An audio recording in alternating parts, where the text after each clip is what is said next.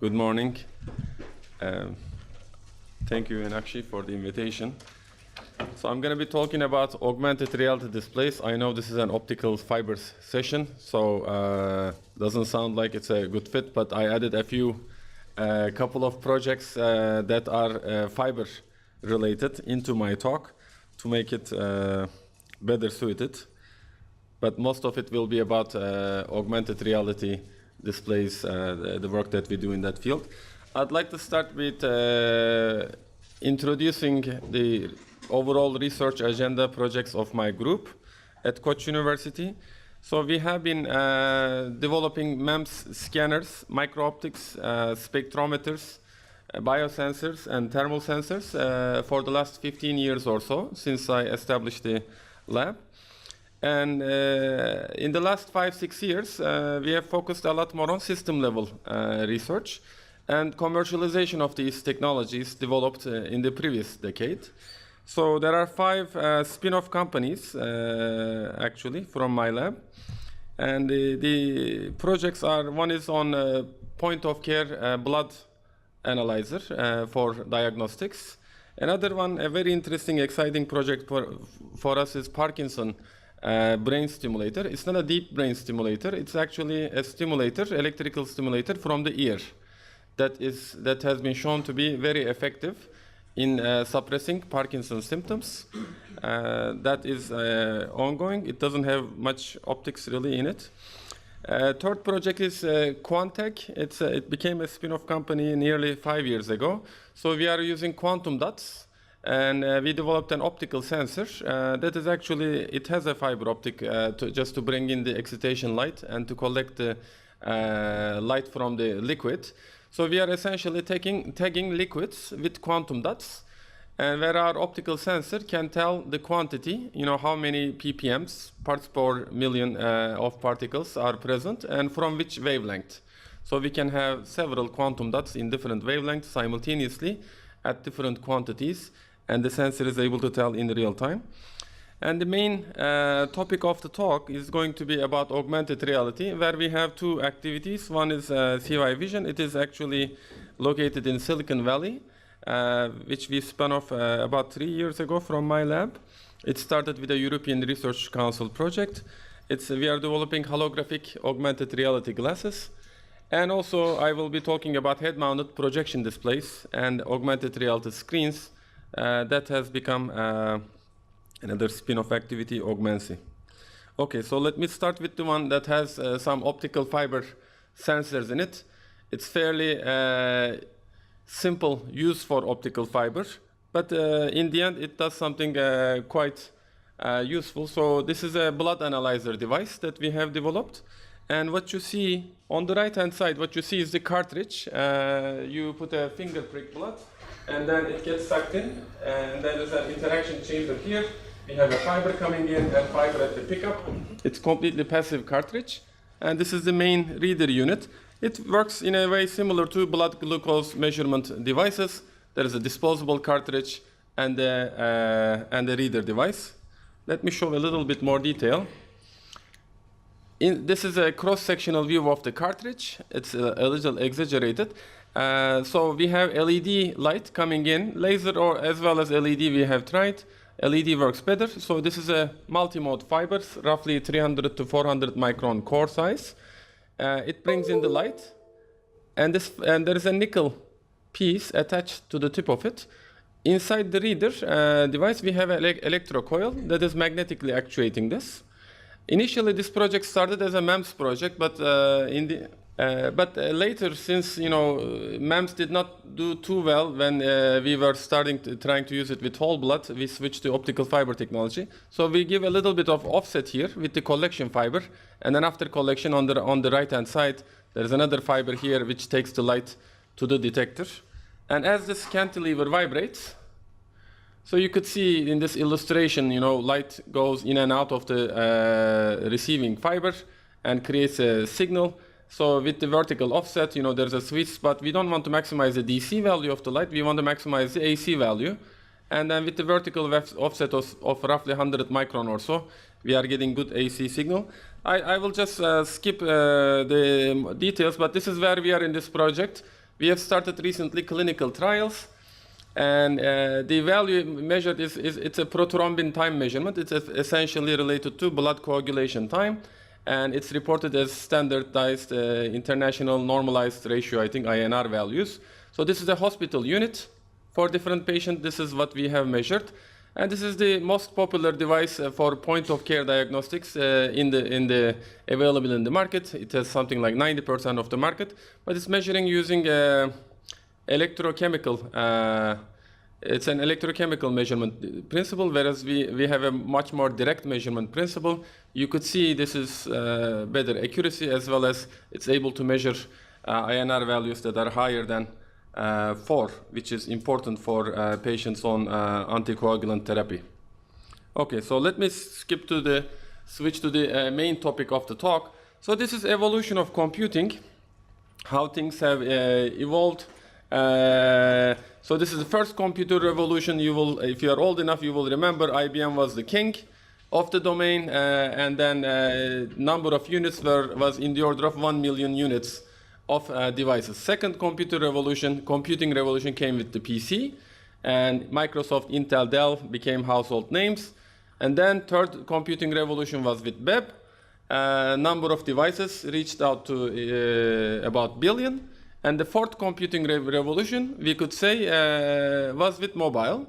And then, it makes you wonder, what is the next computing revolution and how many devices? Well, if you keep multiplying by 10, you could easily see that it's already more than the world population, and the next generation means, we each will own something like 10 internet-connected devices. I guess concepts like IoT, 5G will bring in the data bandwidth, but how is the human-computer interface going to be? That's a question. I'm sure you've all seen a version of this slide, how things evolved with the PC. So we made a couple of additions. So this is the current state of things. Actually, I'm sure you all give this pause many times a day, trying to look into a small screen. And then for the future, we are hoping that we will be developing technologies that such that our heads will be up again. Okay, so this will require large screens. Yeah, so as for the future of human-computer interface, we could have immersive telepresence. In fact, I've seen at Photonics West people wandering around in the hallways at the exhibit with an iPad mounted on a ginger, and he was attending from Utah, I think. So I had a nice chat with the fellow. So I could see from his camera his face, and he was going around the hallways. That was kind of cool. So you would remember this from the movie Minority Report, where large transparent screen, and he was, going through the big data and trying to identify some felons, I guess. Okay, so as you brought up, display on a contact lens was first envisioned at the movie Terminator, and there are people working on it. And then, as I guess if you add one more step to it, brain communication. This morning's, I caught at the end, he was mentioning also brain to computer interface. I guess, maybe we may not have a direct interface, but, first you go from here to the computer, then computer to, so one day, I guess, computers will be able to induce dreams for us. Okay, so I asked about the history of VR and AR. So people often cite 1968 development of the sword of Damocles. Damocles was the name given to this unit by Ivan Sutherland. This is the first. It was hanging from the ceiling with a chain. It was a very heavy unit. But if you look in the 80s and 90s, there were a lot of developments, and there was actually augmented reality headsets for pilots mainly, as helmet-mounted displays for fighter pilots. And then later, people started to focus on more commercial applications and industrial applications. And you could see me here in 2004, almost 15 years ago, wearing the unit Nomad that we were developing at Microvision using MEMS scanners. And since 2000, there has been a lot of activity in this field because of the miniaturization, microelectronics, micro-optics, and thanks to the developments in the sensors. So, okay, I'm gonna go through these projects, show a few slides about each scanners, head-mounted projectors, screens, scanning fibers, and finally, holographic near-eye displays, which is a very exciting topic. MEMS laser scanners, I had worked on this field for quite a long time. Basically, if you take red, green, blue laser sources, and then you have a scanner that vibrates in the horizontal, and MEMS mirrors vibrates in the horizontal and vertical axis, you could write 2D raster. If you do this fast enough, your eye will integrate and see it as a continuous frame. You just have to refresh it 60 times a second. So, in this MEMS laser scanner research, there are a number of technologies which you could use to actuate as well as sense the angle of rotation. We worked quite a number of years on the electromagnetic ones, piezoelectric scanners. You can use electrostatic, and you could also use different versions of electrostatic like rotary comb, and then have a vertical upside mirror mounted on it. Basically, a bunch of these technologies we have worked over the years.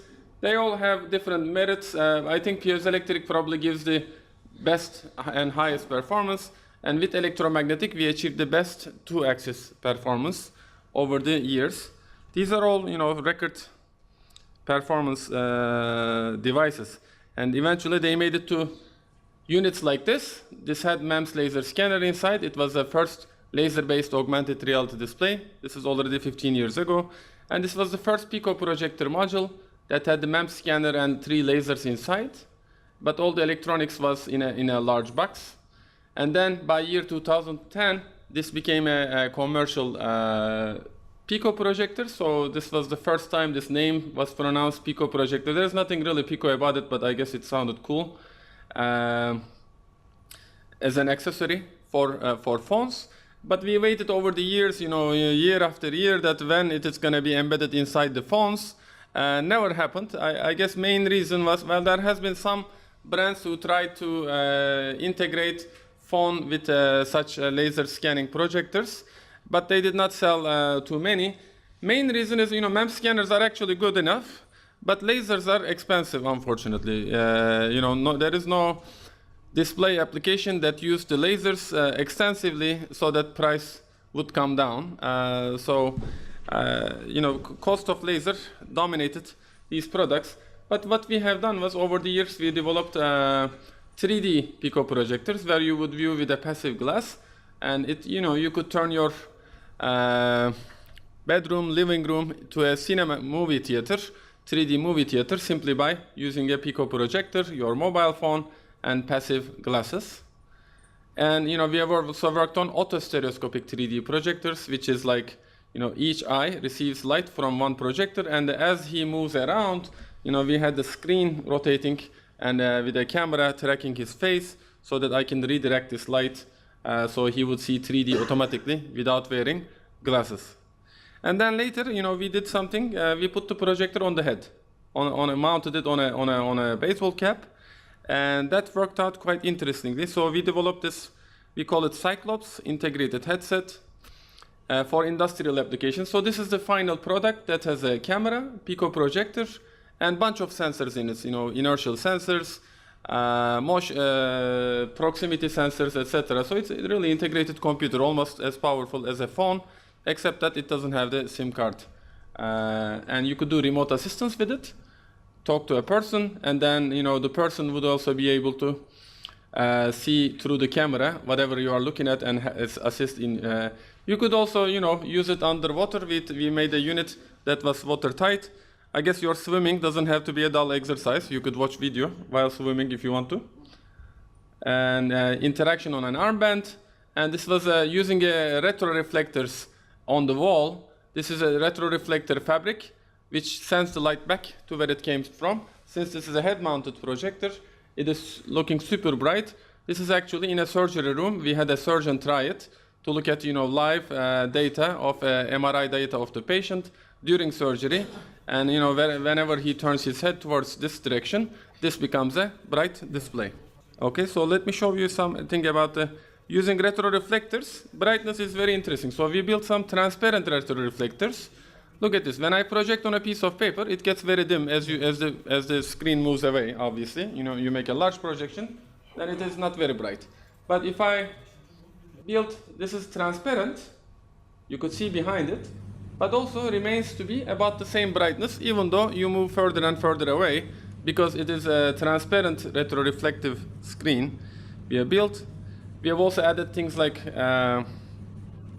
interaction. So you could, with our camera, we could follow the finger. Whatever you do with your finger becomes a projected image. And as you could see, so you could also, it's transparent. Okay, another fiber-based thing. We have also developed scanning fibers. Rather than MEMS mirror, you could also vibrate a tiny fiber to create an image on the eye. So typically, you would give it an ellipsoidal 2D spinning while doing this. And in this particular architecture, the tip of the fiber, as it moves around, becomes sort of like your intermediate image plane. And if you trace the fiber back, this point sort of acts like your virtual anchor point, which you want to image onto the pupil of the viewer. And that way, you could create a nice augmented reality experience with a scanning fiber. And this is some of the images that we were able to get. We did not get fully meaningful images. We were able to modulate the beam in a limited fashion. But anyways, this was published in Optics Express. I think this type of technology has interesting potential. So, as the last thing, yes, I want to talk about holographic displays, which is, people hear about holography as an undergraduate student, and we all really enjoy looking at holograms. But doing dynamic holography, meaning like, do this 60 times a second so that you can display holographic video, that has been a dream and also an extremely challenging task. People have been dreaming about computer-generated holograms for a long, long time. The reason it's very difficult is, one is you have very high demands on spatial light modulators. You want to have a lot of pixels. Okay, if you want to build a holographic TV, people talk about having gigapixels. Okay, you need 1 billion pixels perhaps to make a good hologram. If you make it on a film, it's okay, but to make it out of a pixelated device, you need 1 billion pixels, and at the same time, what you write on this pixelated device is not the picture itself, but rather a computer-generated thing, which also takes a long time to compute. Okay, very challenging to compute. But even though holography is seen as the ultimate display technology, it's been very difficult to realize. But what we have focused on, I had a European grant. Basically, can I make a near-eye display, like a holographic eyeglass, such that I can do it by having maybe only using a full HD type spatial light modulator without requiring gigapixels? And can I also do the computation in an efficient manner such that I can compute it at real time? Okay, so those are quite big challenges. And the problem it solves is it provides true 3D. True 3D meaning, if you look at, I'm sure you've all seen 3D videos, movie theaters. It is 3D with glasses, but if you look with one eye, it's really a 2D image. It's a fixed focal plane. And whenever you have the illusion that you have a 3D object that is in front of you, what happens is your eyes focus remain at the screen, but your eyes converge to look at the 3D object, so which creates a conflict in your eye-brain system. This is called vergence-accommodation conflict. Your vergence changes, but accommodation or focus remain at the screen, at the wrong place. So that's what makes you sick and feel nausea, and you cannot look at 3D movies unless content is always very near the screen. If it's not engineered very well, it makes you very sick. But holography solves this problem. And there are other problems. There are other approaches like varifocal displays, multifocal displays, adaptive optic displays, light field technologies. But in these metrics, holography is seen as the best one to address these. But as you could see, compute cost is seen as high. But we have focused on holography. So this is what I was set out to do in 2012. Can I have a point light source and a spatial light modulator that is essentially transparent? And with cameras, I want to track the eye, and then such that it is a holographic eyeglass. Transparent SLMs do not exist still, with very small pixel sizes. However, this is an illustration of what should happen in a holographic display. So this is real content, printed circuit board, and digital content is provided by the glass. You see when the eye's focus changes, basically both digital as well as the real content becomes in focus or out of focus. In a stereoscopic headset, digital content is always either focus or not in focus, so it's not volumetric. And the way holography works, basically, so you could provide this, here the near objects and the far objects, okay? And this is what I call the computer-generated hologram. It's an encoded image. Okay. So in these images, what you could see is, as the camera, these are shot at 4 different times. When the camera focuses at 25 centimeters, you see this one in focus. And in the next image, the Koç University is in focus. Here is the second line, depth Q is in focus. And when you focus far away, you see the computer-generated hologram text is in focus, and everything else is blurred naturally. Okay, so you need to change actually the focus of your eye or the camera in order to see different things in focus. So this is illustrating accommodation, which is focusing. Motion parallax, as I move the camera, I could see different perspectives and a current imaging perspective. And here again another illustration. Background is deblurred. Here close images are in focus, and vice versa. Here this text is in focus, this is blurred. So let me show some full color ones. Okay, we also implemented high-speed pupil tracking, so that we know where eye is exactly. We could compute and send the hologram into the direction where the pupil is looking at. And we also built something that mimics the human vision. At the center, we have the high resolution. Here in the peripheral image, we can make this very large field of view, but only the center need to be holographic. Surrounding regions could be low resolution.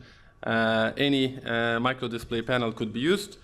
Holography is very nice because these are some of the early images, but just to demonstrate, first this is what we were getting, and just by tuning the software, you could correct the aberrations. This is it's only possible in holography. In other technologies, if you start with a crappy image, you cannot fix it unless you change the optical design.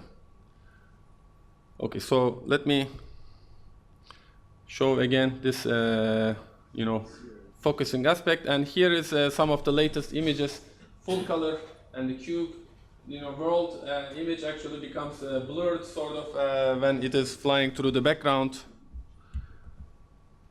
So it is 180 frames per second, full color eyeglass. Okay, so to summarize, we need smart glasses to get our heads up again. AR glasses and headset can be the future of computing, but still a lot of optical challenges: form factor, optics, field of view, resolution, viewing comfort. Those are the issues that we have been trying to address. And we developed these technologies. I mentioned the MEMS scanners, head-mounted projectors, large transparent screens, holographic AR displays in this talk, plus the blood coagulation measurement device. Okay, thank you for your attention. This is my team.